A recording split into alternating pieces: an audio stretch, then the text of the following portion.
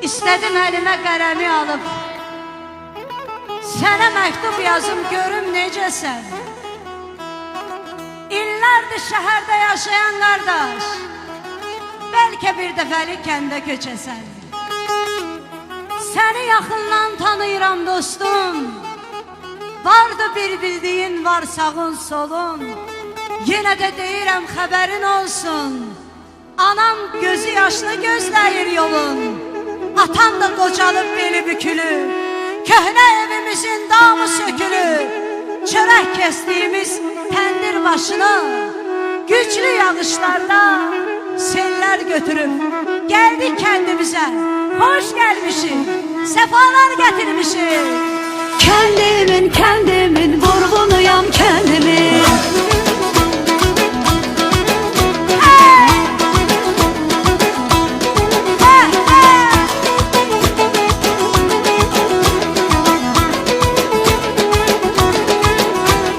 Dağları var bir alemdir, bağça bağı göy çəməndir.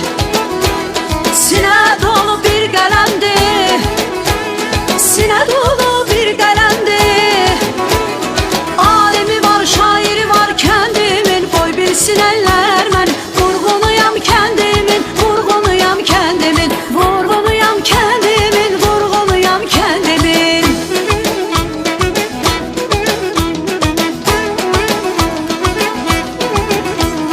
Təbiəti sıx meşəsi, dillərdədir bənövşəsi. Təbiəti sıx meşəsi, dillərdədir bənövşəsi. Gecələrdə çayın səsi, gecələrdə çayın səsi. Sübh havası sədası var kendimin, boy bilsin eller mənim. Vurğunuyam kendimin, vurğunuyam kendimin, vurğunuyam kendimin, vurğunuyam kendimin.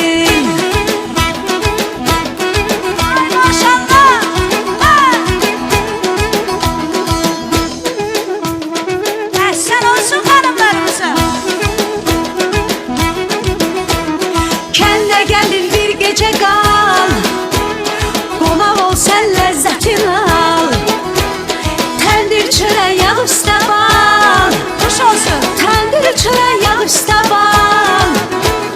Qonaq pərvər adəti var kendimin, boy bilsin eller mənim. Vurğunuyam kendimin, vurğunuyam kendimin, vurğunuyam kendimin, vurğunuyam kendimin.